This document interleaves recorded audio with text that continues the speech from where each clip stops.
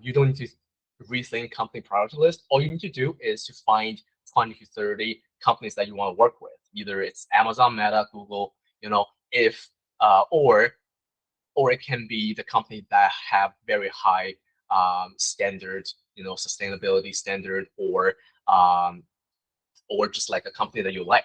So those can be your company priority list. But for international students, it's a different story, right? We don't have the luxury to pick on the companies that we really want to work with. All you need to do is to pick one company that will give you, like, pick 20 to 30 companies that will give you the highest chance of hiring you, because we only have like 1 to 2 years to get hired, and that's the only chance we have.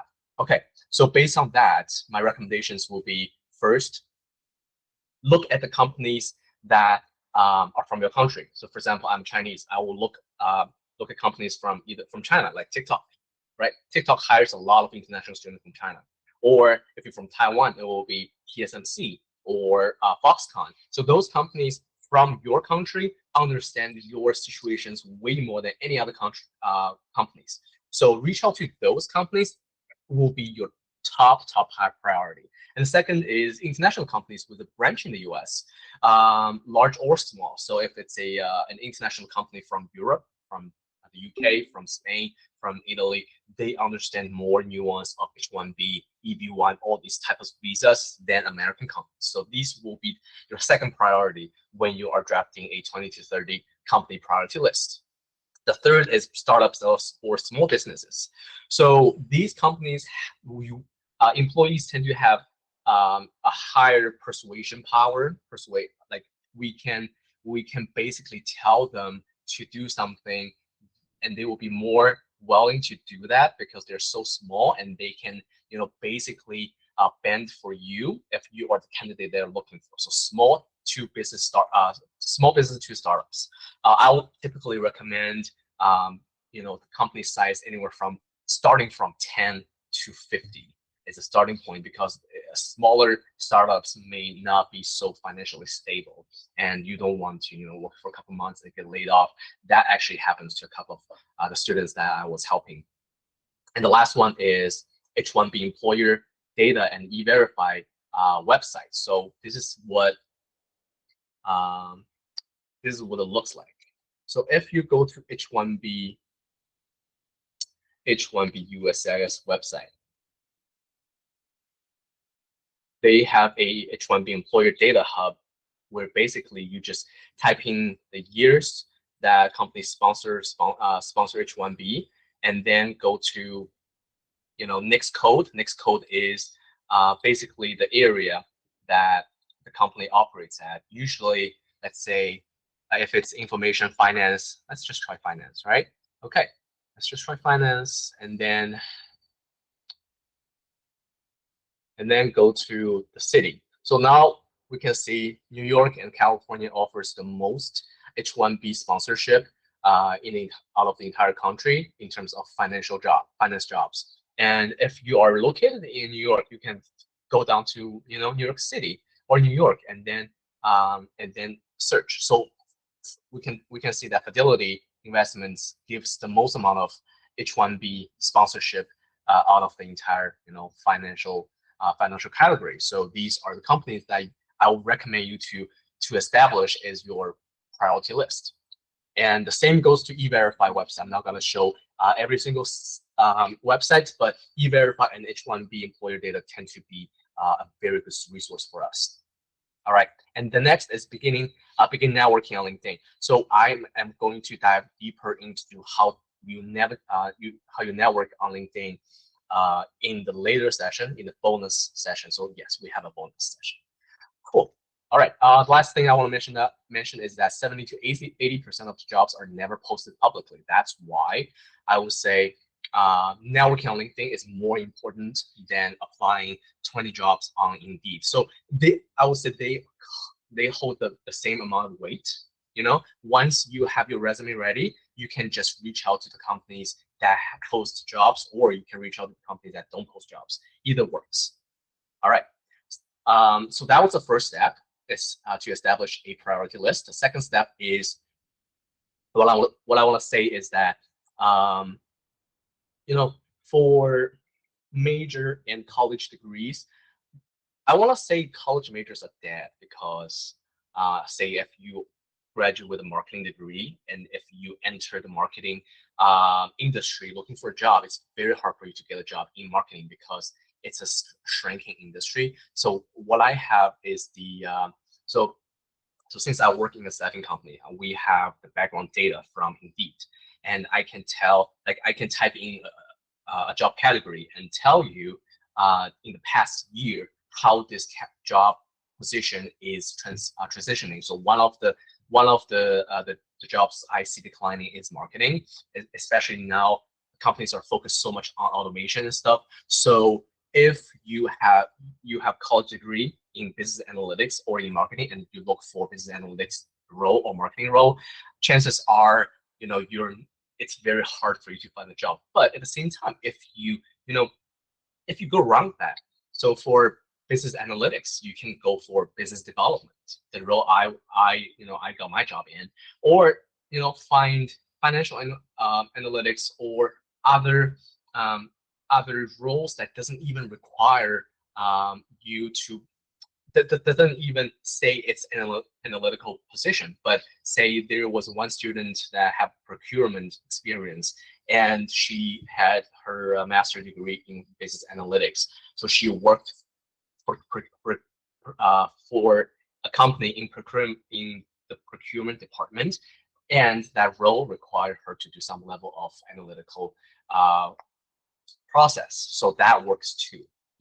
Find your strength. Your strength can be you speak two different languages, and the company list opens up for you if the company that require Mandarin speaking um, or some other languages. So it opens up for you. And the next one I want to say is the word cloud. So word cloud is a great tool if you are just starting working on your resume. So let's dive deeper into the word cloud. So basically, okay, so this is an example of a business analytics word cloud. So what I recommend everyone to do, everyone here in the workshop to do, is that find 20 to 30 job descriptions, the jobs that you want to apply for. Say if it's business analytics, right?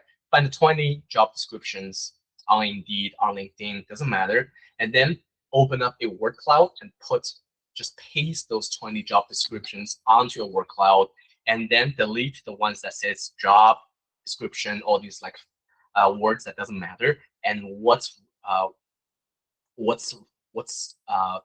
stayed or what's left are the hard skills and soft skills that you will need to put on your resume. So for example, here we see the hard skills is SQL, Tableau.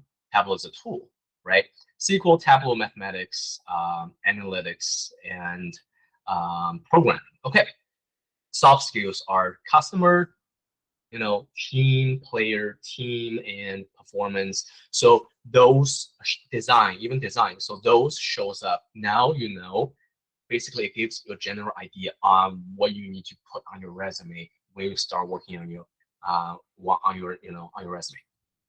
Okay, the fourth step is mind map. So now you know what the companies are looking for in the job description, and at the same time, you need to know what you did in the past. So this is a mind map that I did for my job. So basically, for my business development role, I separate them into 4 sectors, right? Sectors in sales, marketing, networking, and the regular sector that I do. Me and my coworker do on a regular basis. So this gives you a well-rounded view of what you do in a company or what you do on each project. And then do the same thing, create the mind map for every single role or every single project that you did. So when you start to write for your resume, you know exactly where to look to base off of on your experience. All right, 6-second rule. So basically, an HR only look at your resume for 6 seconds. So what you need to focus on is relevance to the job description. So what we did in the word cloud is make sure you stay relevant in the HR's view. The second is your past experience and projects. You need to, reflect your relevance to this role. And the third is results and achievements. So a lot of resumes only say what I did. They don't say what I achieved, what accomplishment I provided for the company. So if you only do this, even if you do 100 things and you don't bring results, it's just like, what do you think the NHR will think after reading your resume? So by providing a result or achievement, increasing your chance of getting an interview significantly. And we'll dive much deeper onto that later on. And skill sets, education, overall feeling. These are what they are looking for in the 6 seconds they review a resume. Okay. So, all right. So what makes a good resume? I'm just, let's sink in for a second and think about what makes a good resume. So basically, I would say a good resume is a resume that what's the purpose of a resume is to get you interviews. So a good resume is the resume that gets you interviews. Doesn't matter which field you're in, as long as it gets you interviews, it's a good resume. So now we start, the most important part of this session, which is how to write a good resume for the jobs that you're looking for, right?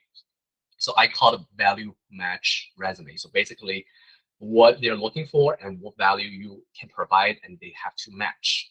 That will be the main topic of tonight. So your resume should fit the job description. Exclude the fluff words. So fluff words will be excellent, highly motivated. All these positive words that does not reflect your results or reflect your action should be taken out. So if you seem highly motivated, how highly motivated you are? Did you do extra work that your former employer did not ask you to do, but you did it anyway? Did you work on a project on your free time to show you are highly motivated? All these examples are way better than you just say highly motivated. Result driven, again, show your results. I saved the company, process time by 20%, or I increased the revenue by 30%, something like that. I understand something are not measurable, but you gotta measure it. If you cannot measure it, it doesn't matter on the resume. All right, and be as detail oriented as possible and be a team player, especially for I would say for majority of the roles, they are looking for team playing, teamwork experience. So you can say collaborated with team of 5. So that shows you are a team player. Experience, highly so all these fluff words you can take out and replace by a detailed description on what you did and what results you bring.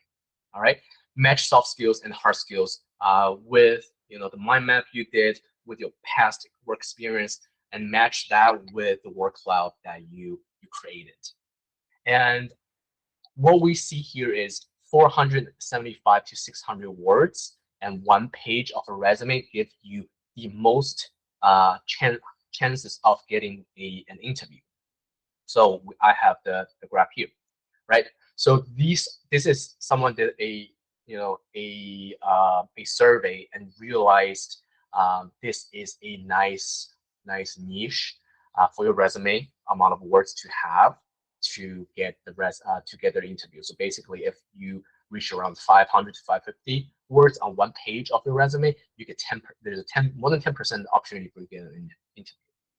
All right. Okay.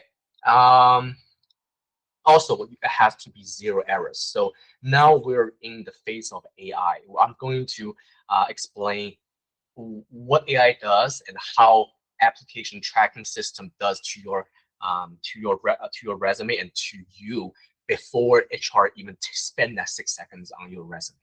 Okay, so the main body can be 10 to 12 points. Doesn't matter what font it is.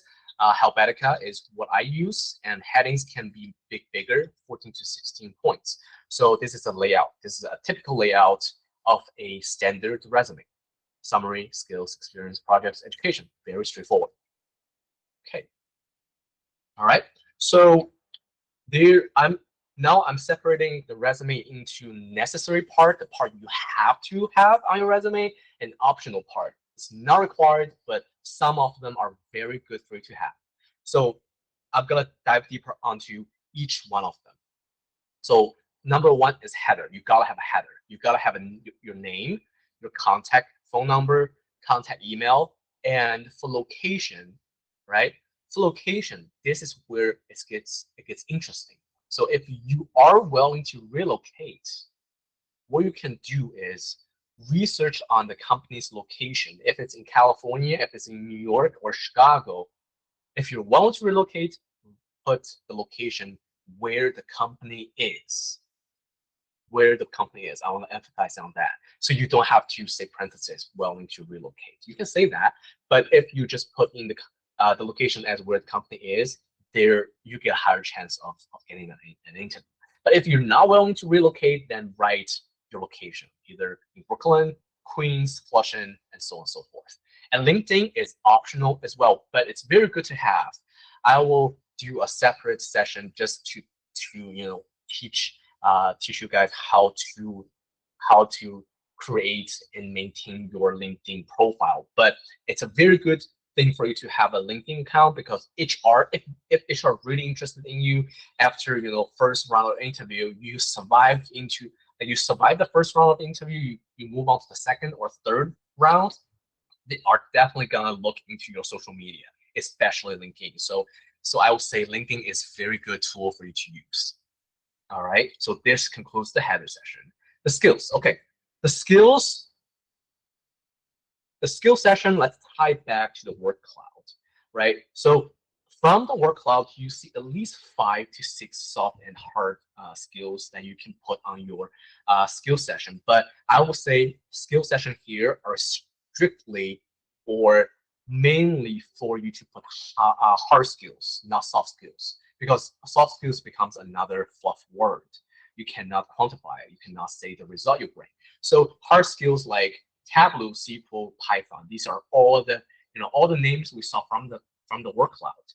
So write them as a software or tools, right? Techniques, data visualization, digital analytics. So these are the keywords that you scrape or you see from the job description. You put on there. And certifications. So this person wrote certifications in their skills, which is a very smart idea to do. So if there is an industry standard certifications, you can include that there as well. So these are 4 ways you can write for your skills, but I personally like the second option. But there's no right or wrong. You can use either one, but I personally think the second one brings like the clarity and nice to look at. Okay, so here are some examples for the skill session, and this is again like for data analytics rules, Python, R, SQL. So these are the industry standard. And also, for you to apply for every single job, you need to specifically look at the hard skills that they're looking for and include them into the skill session. So skill session is one of the area that you need to monitor and frequently change, update, depends on the job descriptions each role asks. So it has to match 100. It has to cover 110% of what the JD asks for. So you are a little bit overqualified than what they're asking. All right, and then right, this is another person, finance skills example, skills, financial analytics, financial accounting, financial modeling. So all these requirements for a finance role, they put it there as well. And this person is a project management, applying for project management. They put all these industry standard certifications there, as long as the software business skills and performing like programming skills as well. All right. So I will include this, I will send the slides to you guys if at the end, if you leave your email address in the chat, I will send them to you. So you don't have to, you don't have to take so much notes. Just listen and basically like think of questions to ask me at the end. All right. Now let's move on to experience. Experience is the most important part of your resume. 3 to 4 relevant experiences is good enough. 3 to 4 bullet points per experience. I cannot emphasize enough. Only 3 to 4. Thank you, Samir. So only 3 to 4 bullet points is good enough for each experience that you did. Don't overdo it. If you overdo it, they will think you only have this one job, right? You don't want them to think that. You want to emphasize on each job. You focus on a very specific area, and then you have 3 to 4 jobs to cover the entire job description they ask for. So these are a very good resume that they're looking for. Okay, and job descriptions and word clouds. You use the job description and word cloud to formulate your experience, and it doesn't have to be in chronological order. So what that means is don't list your most recent job on your resume unless it's the most relevant job that job description that the JD asks. All right. So basically, if you're okay, let's say you have 2 work experience. The one you did, like the job you have right now, you started last year, but there is another job you started like 5 years ago. But based on the job description, the job you did 5 years ago is more relevant. Then you put that on top. They want to see your most relevant job first, and then your chronological order. So these are the tips that most people tend to forget. Even as 5 years old, you put that on the top. Because if they spend 1 second to read your first job, first experience, and they don't think you're the good candidate or you don't fit what they're looking for, they're not gonna keep reading it.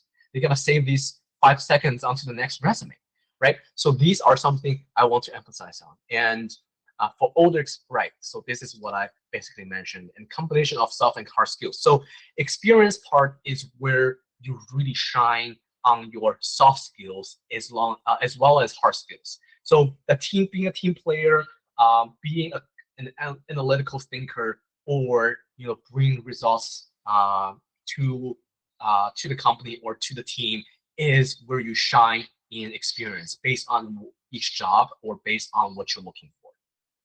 All right.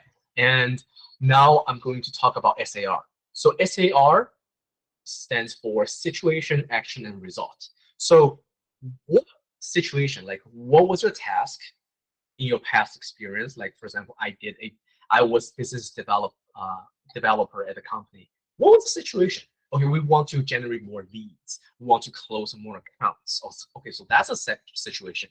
What action? What did I do? So I straightened out the sales procedure. I basically established a marketing team to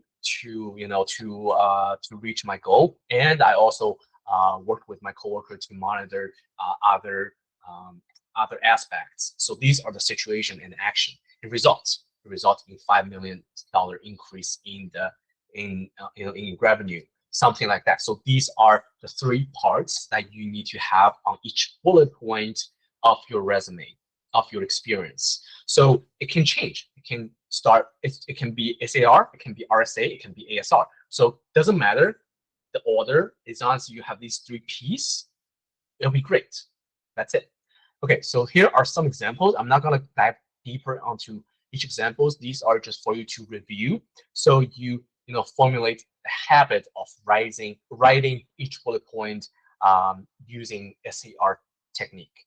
So this is my resume, and I also have, this is not my resume. So this is someone in data analytics, applying for data analytics. By the way, all the examples I gave you are my past students who got jobs, and every time they got job, I invite them back to have an access survey and ask them to leave their resume to us so I can share it, so we can share the knowledge to you guys, to everyone who are struggling or who want to find a job. Okay, so this is the project managers example, and here is finance, here is project manager again, and here is software engineer. So basically just to familiarize yourself with the SAR technique of writing a resume. All right, and here I further analyze on action words. So we didn't mention action words before, but basically action words are the first word uh, that you want to have on each bullet point. So developed, applied, enhanced. These are all the action words that you show you take action. You are an active employee in your past job experience, in your past job. So they want to see either you are, like as I mentioned, if you're a team player, collaborated. If you are a decision maker, you developed, you applied, you enhanced. So so that way it shows you take action or you are responsible. You take a lot of responsibility in the work you did. All right. So, and the green word is quantifiable results, like use numerical numbers. They love to see the numbers, even if you're admin job and it's hard to say how much time I save. Say I save 25%.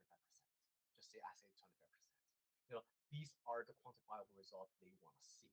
They want to see. It doesn't matter. It doesn't mean that you cannot get this job or you're not qualified to work for this company. It just means if you put a quantifiable result, you have a higher chance of being invited to to an interview. That's all. That's all. All right. The last part is education. I say the education to the last because I want us to have a mindset of a professional. We're not a student anymore, right? So if you put education on top, what do you think the HR or recruiter will think? They think, oh, you're still a student. You still have a student's mindset because you think education is the most important part of your resume. Well, then keep being a student. You know, so this is the first, or what they think in the back of their mind. They may not even realize, but that's what they think. That's what their process is because they review thousands of resumes every single month. They know they know a red flag when they see it and they can smell it miles away. So education, again, education should be the last part, absolutely last part on your resume, just to show them that, hey, I have a college degree. I am qualified to work in your company because I have a college degree that you ask for. All right. And these are some examples of how to write your education pieces. These are individual pieces. You don't have to, write all of them out. If these are just individual pieces, you can just be as simple as this. This is very simple. So you don't even need to write GPA because GPA is for students. You're a professional. GPA doesn't matter if you have 3 to 4 work experience already. GPA doesn't matter. Does not matter, especially if you have lower than 3.5 GPA. Just don't include it. It's fine. And also, I highly recommend for you to only include two most relevant or two most recent um, education experiences. Only two. Two is good enough. Don't do more than two. Do more in your projects and your experiences. All right. So personal projects. So this is one of the very good to haves. From starting from here, they're all optional. They're all optional. You don't have to include any of your projects, but this is the one of the part that's like very good to have. It shows you are highly motivated, right? It shows you care about what you do, and it shows you have the skills, you have the will, and you have the resource to get what you want to do done. Okay, so project name, start and date, GitHub, or what you did, and also like contributions and results. you also want to just have results on it, just like when you write your experience. 3 to 5 bullet points, just like experience, very similar or almost identical to experience.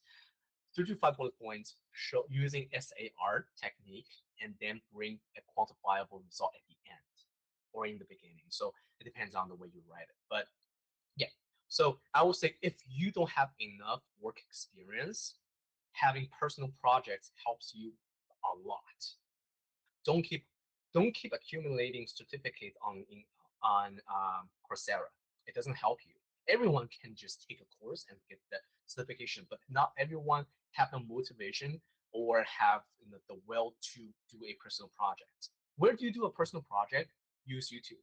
You know, find out the industry standard techniques, tools, uh, process, and then just look on YouTube to do 1, 2, or 3 projects, and then share it on LinkedIn, share it on your resume, and talk about it during your interview. See what process you did and what you found and what result you delivered. These are just like experiences. So very important to have here. And again, here are some project examples that you can base off of. All right, data analyst, business analyst, finance, software engineer. All right, and personal summary. So again, personal summary is something that you don't have to have it if you already have 3 to 4 work experience, all your skills, 2 projects and education. If there's no place for you to put personal experience, you don't have to include it. There are only some circumstances that you need to include a personal summary. The first is if you don't, if you change your career, you studied biochemistry like I did, and then now I work in sales or business development. Why? Right? Why I made this change? What made what what what was the thinking process I did, or how do I make myself qualify for the business development role? You need to have those explanations in your personal summary. Basically, personal summary is anything that they may raise question and you did not answer in your work experience or skills. Right? Change industry. If you have too many work experience, you don't have enough space to put on your resume, or you have a lot of cross industry experience that are interchangeable to the job that you're looking for. You can also include there. Why do we need it? We want to explain we're interested and we're qualified, and it's a very good place for you to do skill dump. What's a skill dump? So basically, okay, it goes back to the ATS system and the AI filtering that most of the companies are doing. So they run your resume through AI and assign you a score. And if you're lower than a number, they just automatically drop your resume. It doesn't even go to human eyes. It doesn't even go to HR. So by having a skill dump or having just dump all the keywords in personal summary, it boosts up your score, your scores through AI's lens. So I will give you more examples on that, and it has to be short and sweet. 2 to 3 lines. That's it. 2 to 3 lines. No more than 3 lines. Otherwise, it becomes too much. So here are some examples: business analyst summary, business development summary, and yep. So these are the two examples that I have. Also, highlighting the keywords. It's optional. You don't have to highlight the keywords, but if you know the industry inside out, you know exactly what they need or what they're looking for, highlight it. It just boosts up your credibility even more. But if you're not sure, if you're changing your industry, or if you're just entering a job market and you don't really know what they're looking for, it's okay for you to not highlight it, because AI basically read through your resume already, and they know you are qualified for this role. All right. Okay. Certifications. I would say for the most part, you don't need certifications. And again, unless you have so much time, you don't know where to spend your time at, take a course on Coursera. Otherwise, I would say get an internship, work on a project is way more efficient, time efficient than just like get a Coursera certifications. Unless project management or finance, there are some industry standard qualifications for you to have. You cannot, if you don't have it, they're not gonna hire you. Then it's a different story. But in general, you don't have to have certifications on your resume. And a smart way to put your certifications is right under skills. So, tools, skills, and certifications under your skill. Okay. And these are some examples. So this is what I showed before. PMP is one of the industry standards for project manager to have, IBM and PL 300. Okay, so the difference between certification and certificate. So basically, I'm not going too deep on this, but basically certification is industry standard that you can put on your resume, but certificate are the ones you get from Coursera that you don't need to include. But LinkedIn will be a good place for you to include all the extra topics, extra things that you want to talk about, but you don't have enough place to put on your resume. So LinkedIn can be a little, personalized. Doesn't have to be tailored to a specific role. It can be more broad now and have a well-rounded view of who you are. But resume should be very pinpoint, very straightforward on why you are the best candidate for this role. Okay. Now, all right. So we just spent 20 minutes to go over how to write a good resume, a resume that will get you to the next step, which is getting an interview. Now, there are 3 bonus points now I want to mention. The first is AI. So I touched upon how AI is replacing a lot of HR's work and automation, and also like it's kind of unfair if you don't know how to write a good resume. You're not even getting to the next step, right? But now I explained it. Basically, AI looks for what?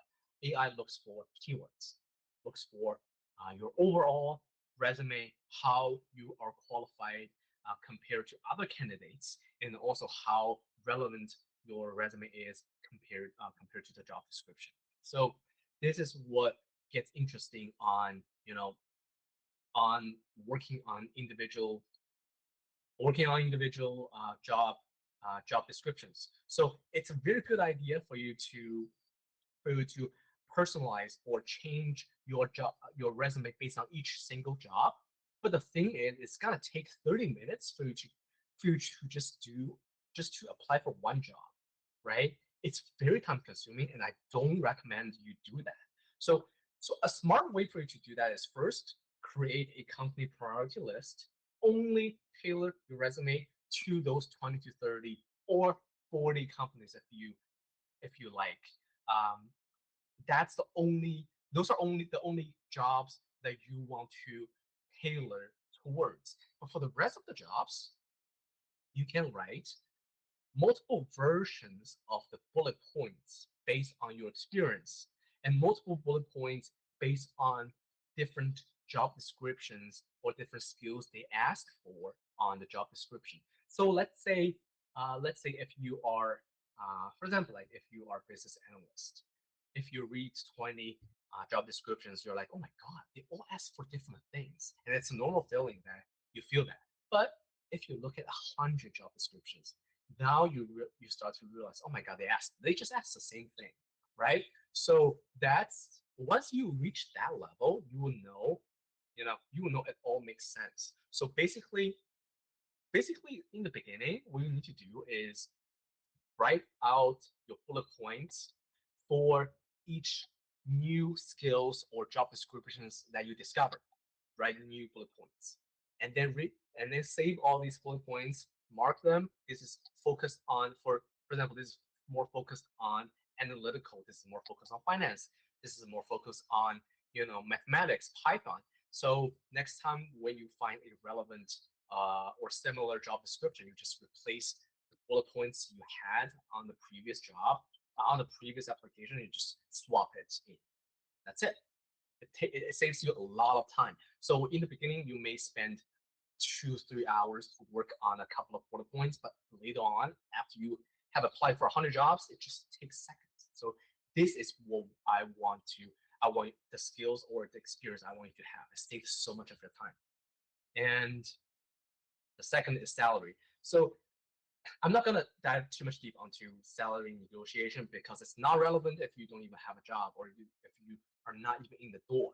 So usually they may trick you and ask you, what's your salary expectation in your first interview? Okay, this is how 80% of people get rejected if they answer this question wrong, right? The best answer to it is, I am sure that we can work something else. That's it. Because you are not even in the position to discuss the salary with them because they just want to see, they just want to see it's a power dynamic.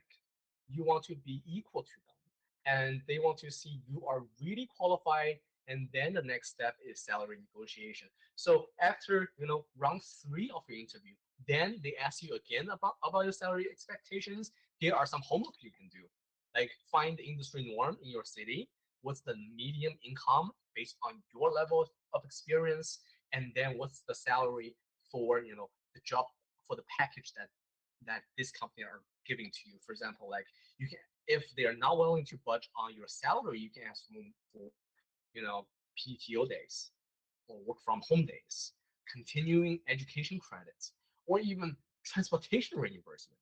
All these things you can ask for, and don't be shy to ask for that because once you start working for them, it will be hard for you to ask for those benefits. So again, in the last round of interview, when they shows extreme interest in hiring you, now we can start talking about salary. The last one is networking. I do want to show you how to network on LinkedIn. So, okay, let me open LinkedIn.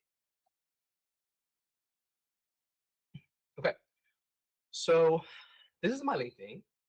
And let's say I want to work for TikTok. So because that's an international company that I identified that I want to work for because they have sponsored so many H1Bs, and or I have a lot of like people I know that works for LinkedIn.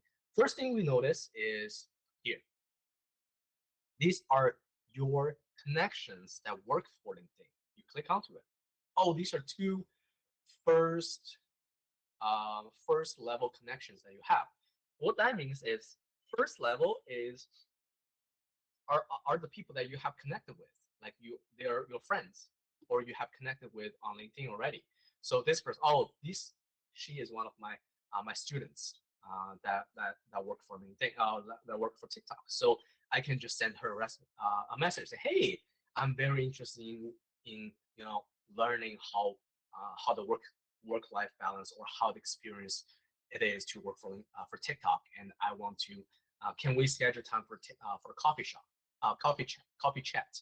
So this is the easiest way to get to connect to someone and ask for referrals or ask for day in life or ask for what they do in the company that you want to work for. And the second thing is go to the job boards, right?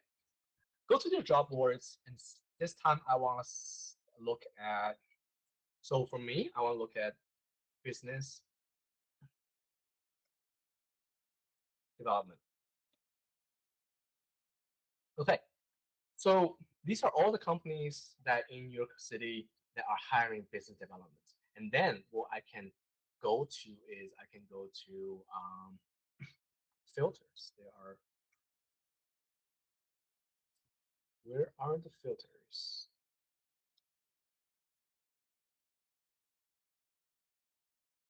Okay, but date posted to past 24 hours or past 3 days, past weeks. So if it's older than 3 days, HR will basically not contact you. If you applied job within 24 hours and you did exactly what I said that you should do on your resume, there's a very high chance for you to get an interview. So filter it to the past 24 hours. And then I don't know. they must just change their algorithm. But basically, there is a place for you to filter your job. There's a place for you to filter your job, and then you can see all relevant or similar category of a job that you can do. For example, business development, you can see there are sales jobs, right? Sales. Or you can just scroll down into, like, keep scrolling down and you see all these, oh, sales. So business development is very close to sales. If I do marketing,